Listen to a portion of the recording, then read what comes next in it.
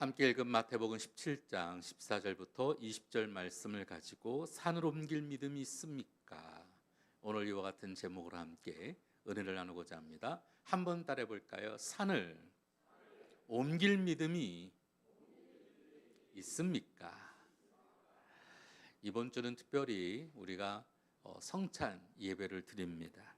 이 성찬이라고 하는 것은 하나님께서 우리에게 이루신 구원에 대한 신앙 고백이 우리 가운데 드러나는 예배가 성찬 예배입니다. 그런 의미에서 오늘은 우리에게 있는 구원에 대한 믿음의 내용이 무엇인지 오늘도 성령님께서 주시는 귀한 은혜를 나누고자 합니다. 자, 오늘 본문에 보면 한 아버지에게 간질병으로 심히 고생하는 아들이 하나 있었습니다. 아비로서는 너무나도 다급하고 그리고 긴급하게 그 아들을 데리고 예수님께 나가면 치료받을 수 있다는 믿음으로 나오기는 했어요. 근데 예수님은 온데간데 안 보이시고 제자들만 있는 상황이었습니다. 그래서 제자들이라도 좀 고쳐주기를 간청을 하죠. 하지만 제자들은 그 아들을 고칠 수가 없었어요. 우리 16절 말씀을 같이 한번 볼까요? 16절 같이 읽습니다. 시작.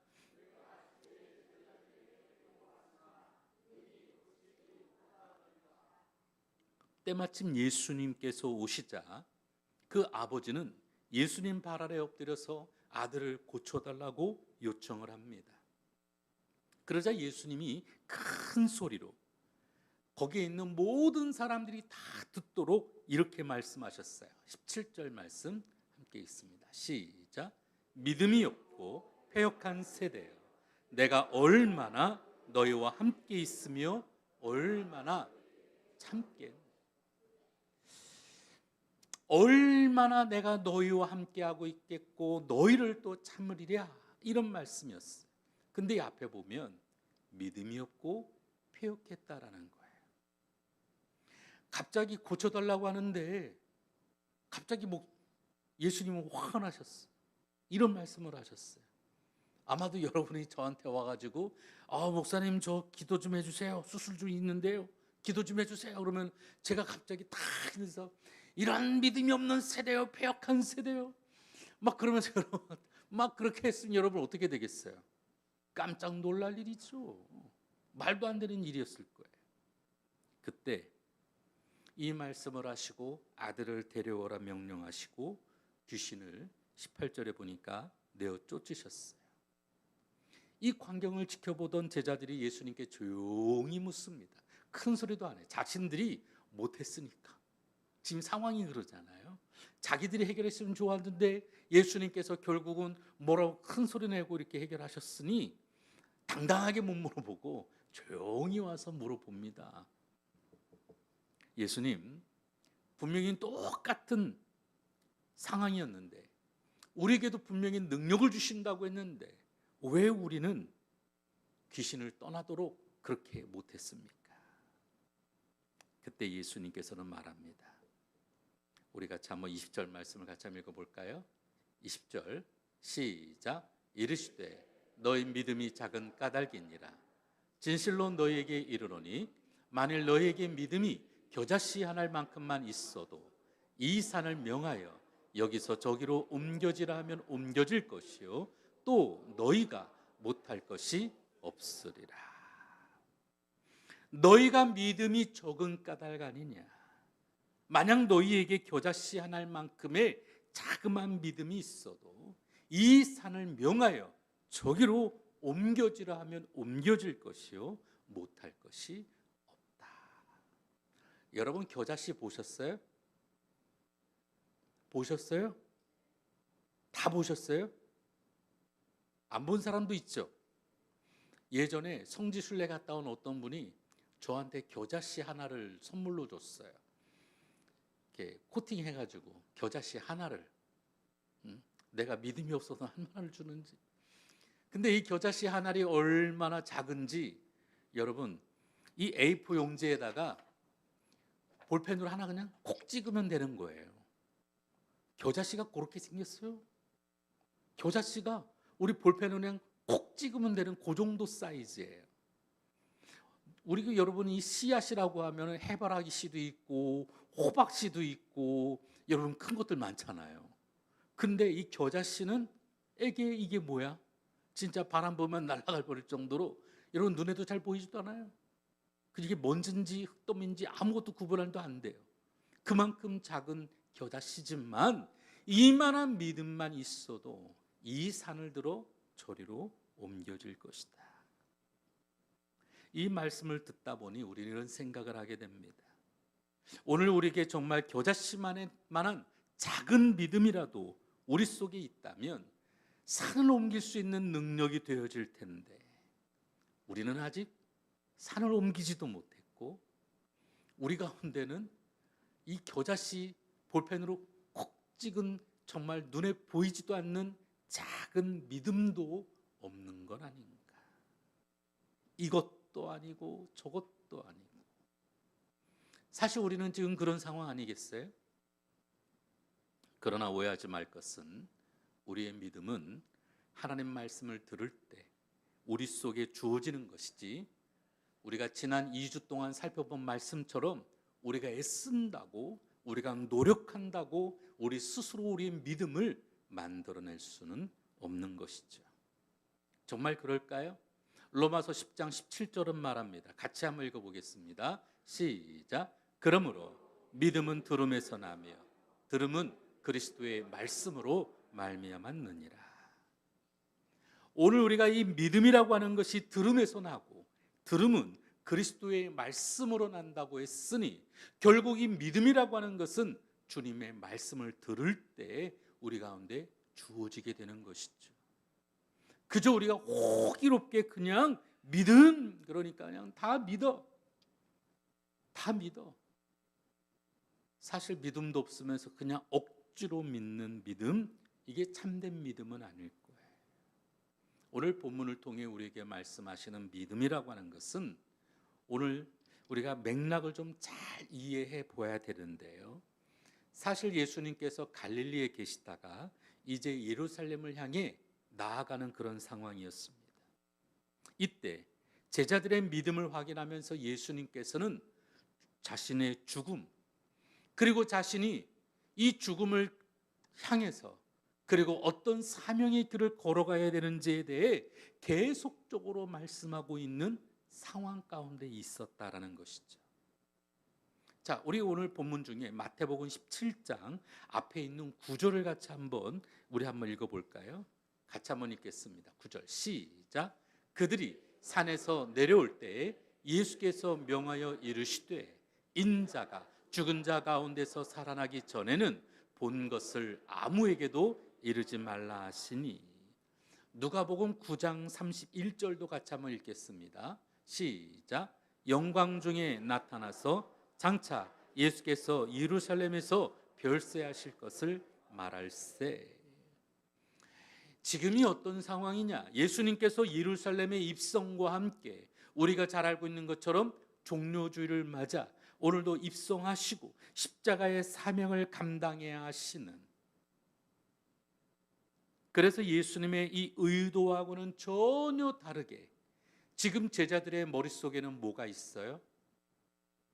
사실 예수님은 지금 십자가라고 하는 아주 정말 몸서리 쳐질 만한, 그래서 밤이 맞도록 기도하며 땀방울이 핏방울이 되기까지 간절히 기도하고, 그리고 자신의 제자들에게 3년 반 동안 가르치면서 그 마지막 유월절 만찬도 계획하시고, 그리고 이 제자들에게 자신의 마지막 남은 그 사명을 알리기 위해 끊임없이 말씀하고 있는데, 제자들은 어때요?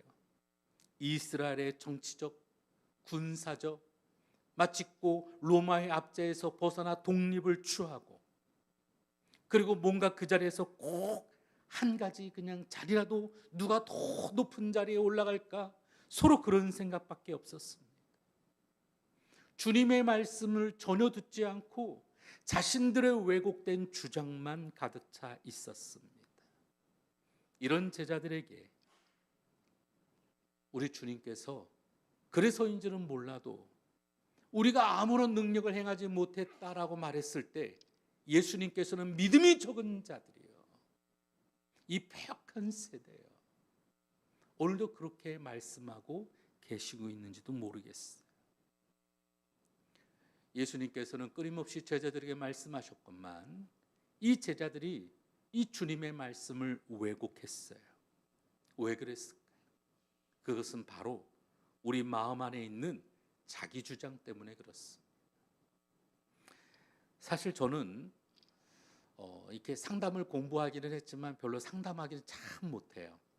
왜냐하면 저한테 얘기하면 저는 마음의 감정이 거기에 다 이렇게 동화되거든요. 이게 귀가 얇아가지고 저한테 와서 뭐라 말하면 제 감정이 거기에 그냥 쏙 빠져들게 됩니다. 그러다 보니까 이 감정, 이 상담이 잘 안 돼요. 왜냐하면 내가 중립을 못 잡고 있으니까. 근데 여러분, 예수님께서 이 말씀하고 있는데 적어도 이 제자들은 자기 주장이 강했어. 그래서 상담하다 보면 제일 어려운 사람이 어떤 사람이냐? 목사님, 근데요. 한마디 하고 나서는 제가 한마디 하면 목사님, 근데요. 내 얘기는 전혀 안 듣고 항상 근데요.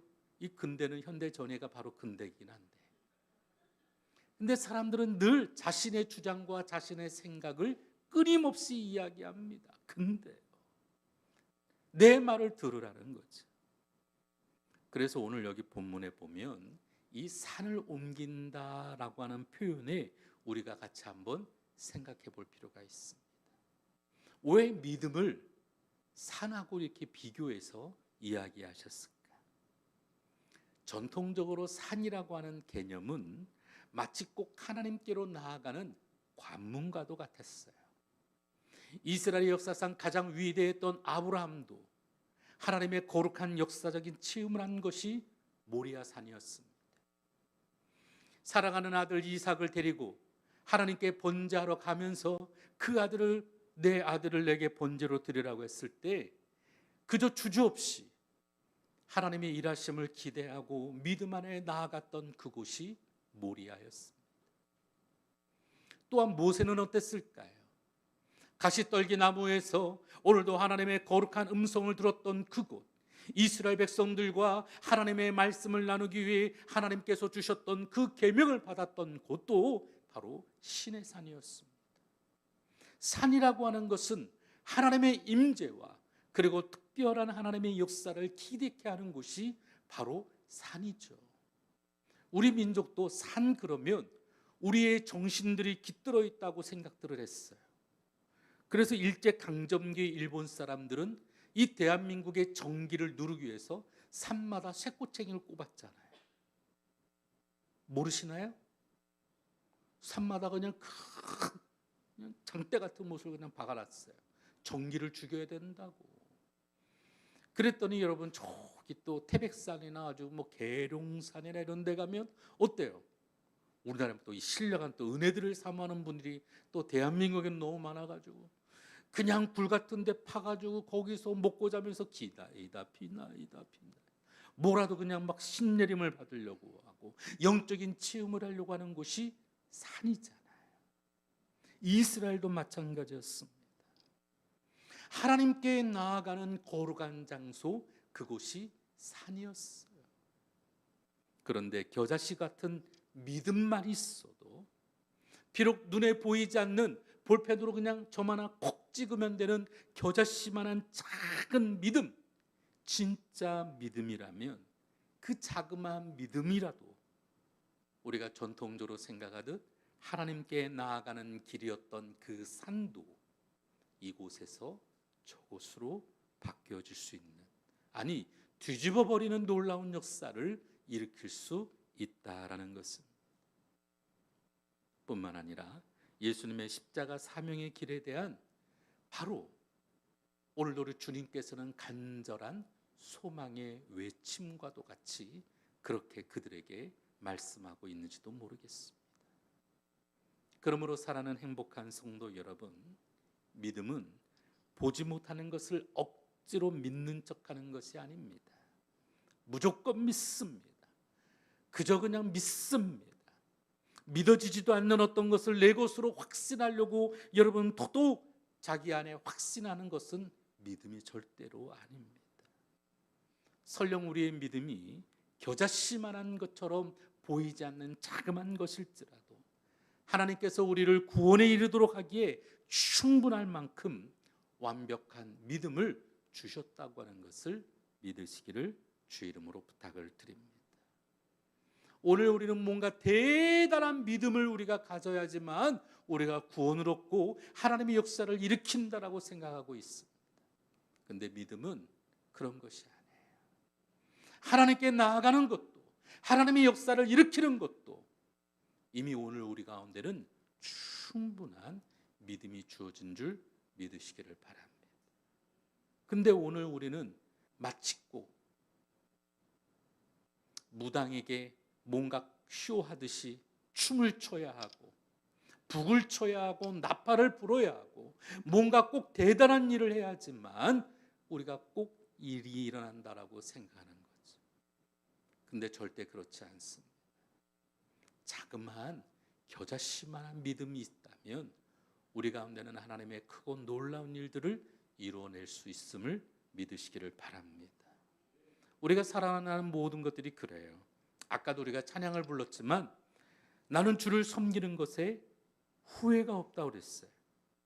내 생애에서 가장 잘한 것은 우리 예수님을 주로 섬긴 일이고, 그리고 이 모든 것에 후회함이 없이 내가 걸어온 모든 시간, 그리고 내가 걸어가야 할 모든 것도 오직 주의 이름을 부르며 오직 예수 이름 부르며 살아가겠다라는 것이죠. 사랑하는 행복한 성도 여러분, 사람들은 뭔가 거창한 것만 생각하고 오늘 우리 가운데 뭔가 꼭 보여줘야지만 세상이 점점 시각화되다 보니까 설교를 해도 뭐 하나 이렇게 보여주지 않으면 사람들이 집중하기가 어렵죠.